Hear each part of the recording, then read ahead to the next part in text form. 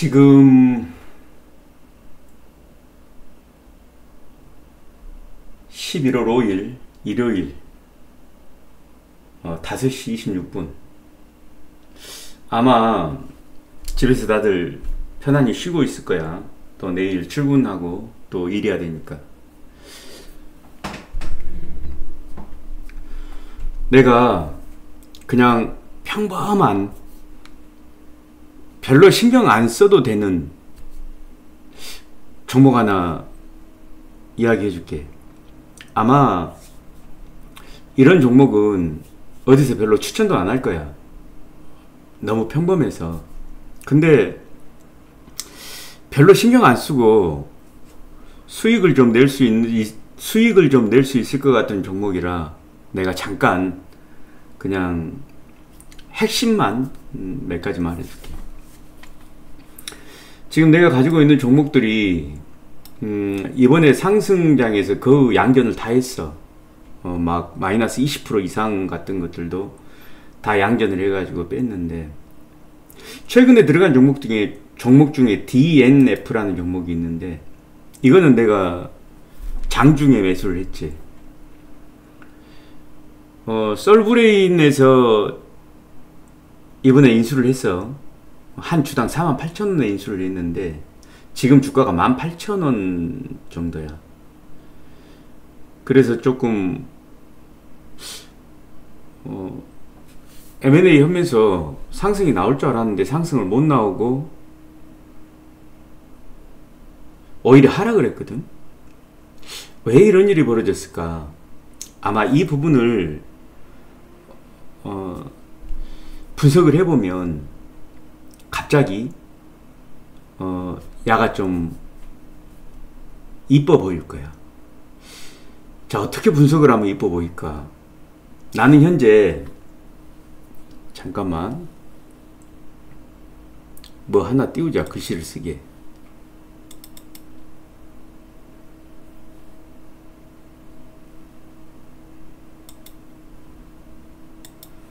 나는 현재 마이너스 0.44%야.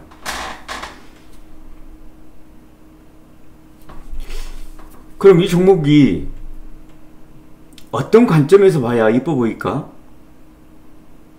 남들이 하는 흔한 그런 이야기 말고, 도대체 이 종목이 가지고 있는 비밀, 남들한테 잘 안 보이는 그런 부분, 매력적인 부분은 뭐가 있을까? 애들은 케미컬 쪽이야. 전구체를 만들지. 전구체에 대해서는 내가 장중에 계속 이야기를 했던 건데, 반도체 전구체는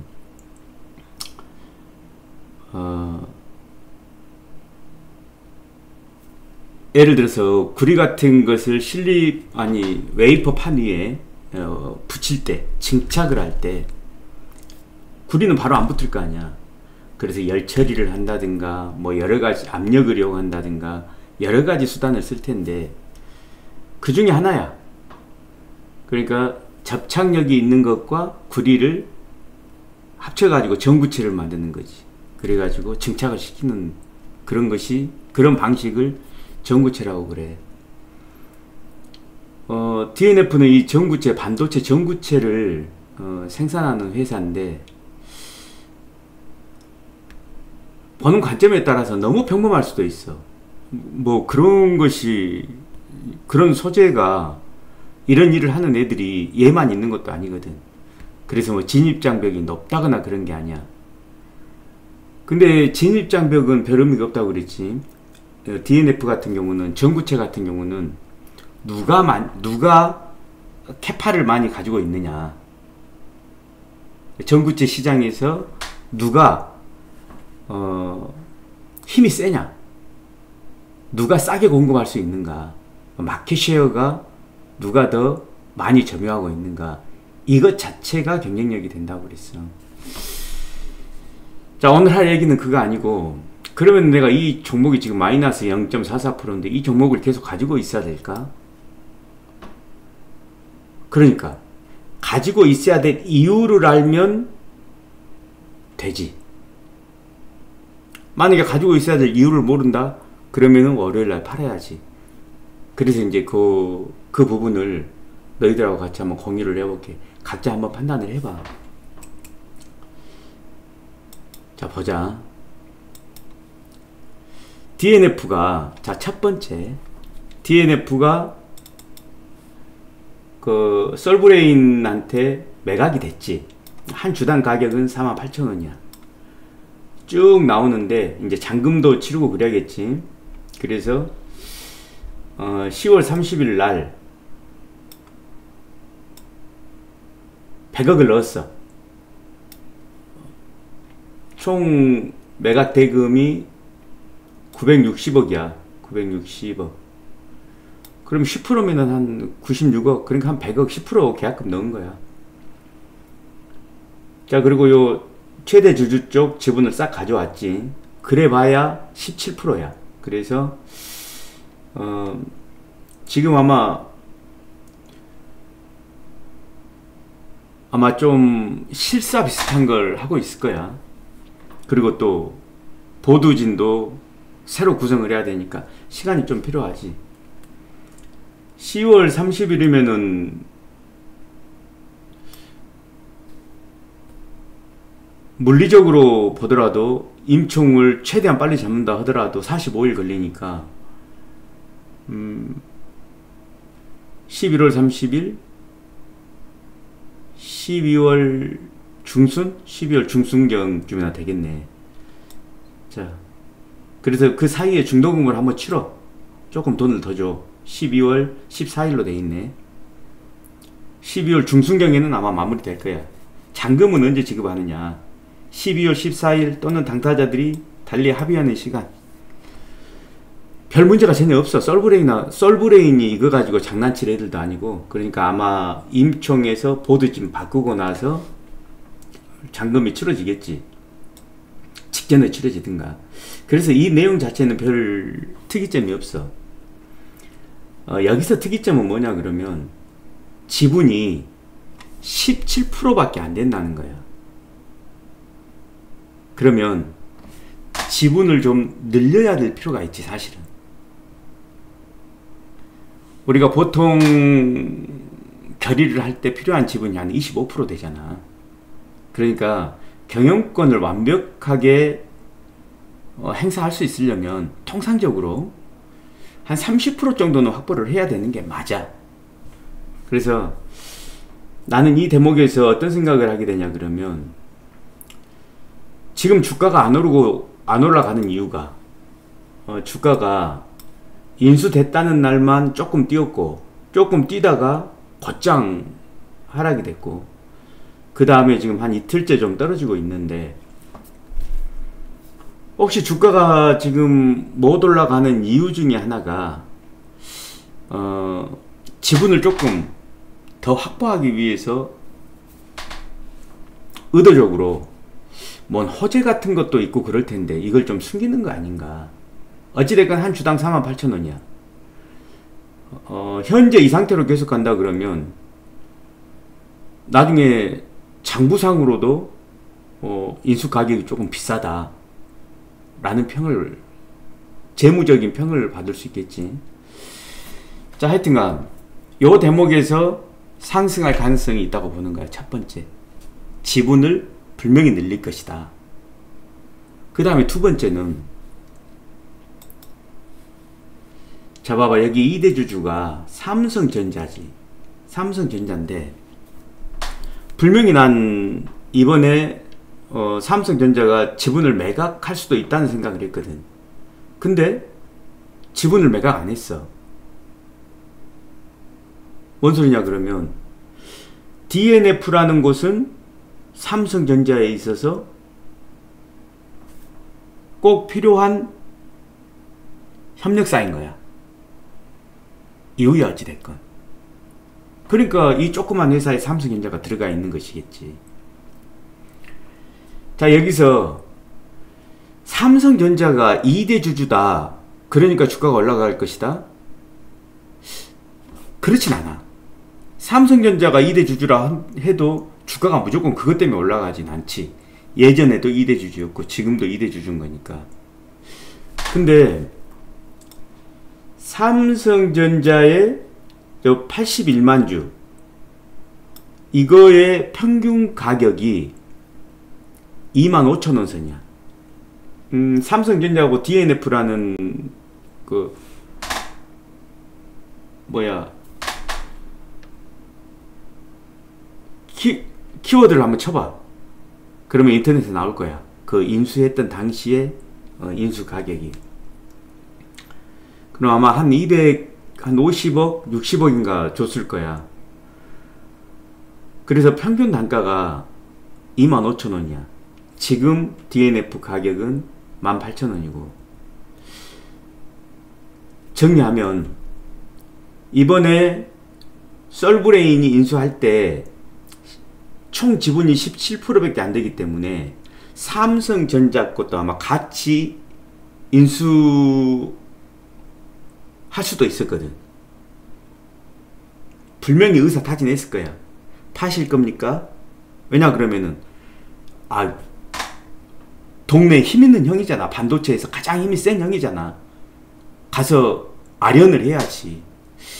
저 형님, 저 이거 인수해야 되는데 형님 그 지분도 제가 그냥 가져갈까요? 48,000원 드리겠습니다. 이렇게 말을 했겠지. 아련을 해서.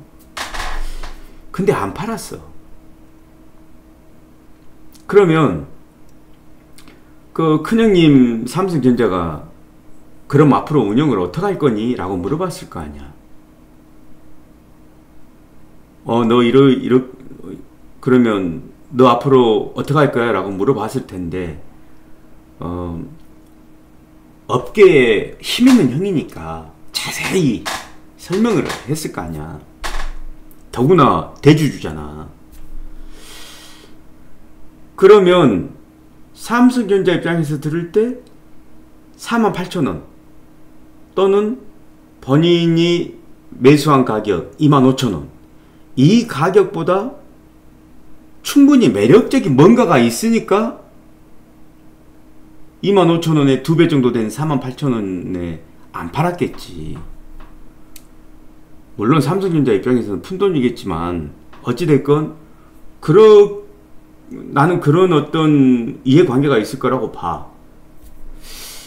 그러면 자, 두 번째 이유는 삼성전자의 평균 단가가 25,000원인데 48,000원을 준다고 그래도 안 팔았다? 그럼 뭔가 있는 거지, 안 그냐? 첫 번째 이유하고 두 번째 이유를 얘기했잖아.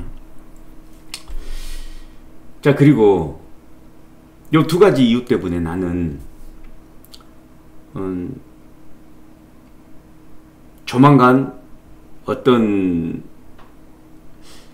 액션이 좀 나올지 않을까 싶은 생각이 들어.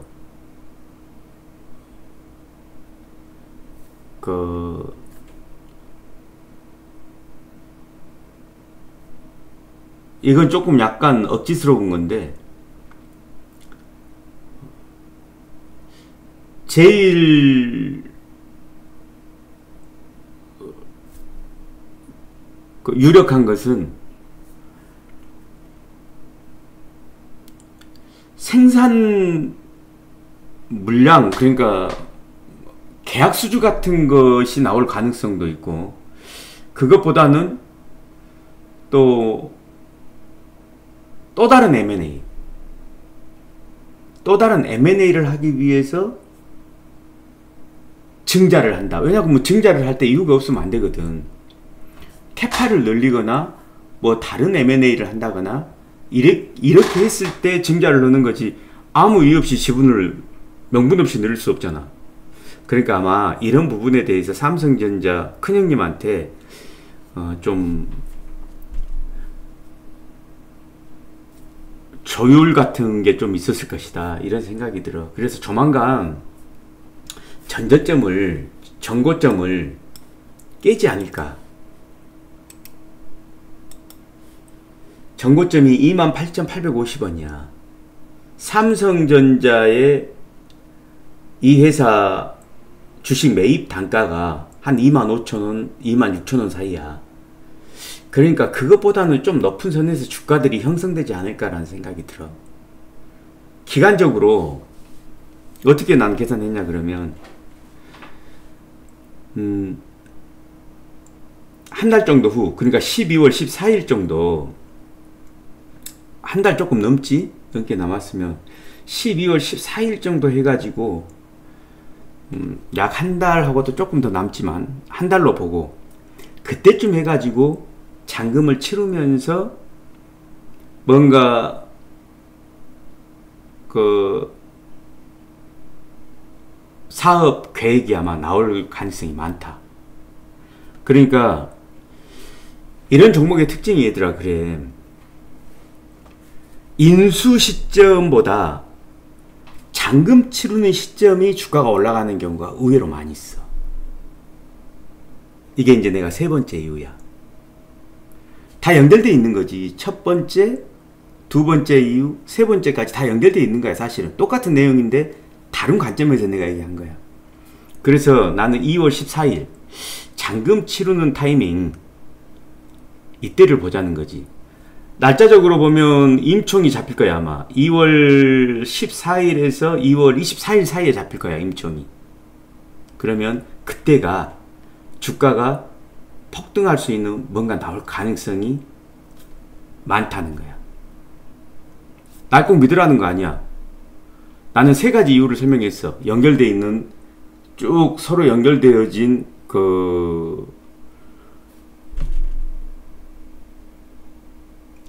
이해관계, 정황, 이런 것들을 내가 설명을 한 거야. 이런 설명 3프로 TV 같은 데서 안 해주잖아. 그래, 나는 그냥 해주는 거야. 내 생각이 틀릴 수도 있다. 이런 정보 하나 사놓으면 너희들 뭐 장사하고 들어와서 또 퇴근하고 들어와서 자꾸 계좌 보게 된다. 아, 이용수 말이 맞을까? 오씨, 지금 18,320원인데 지금 전고점 깨면은 28,850원까지 갈 수 있다고? 그것도 한 달? 한 달이나 한 달 반? 그러면은 한 2천만 원만 흔나도 이게 어디야? 이런 생각하게 된다니까. 여기까지 할게.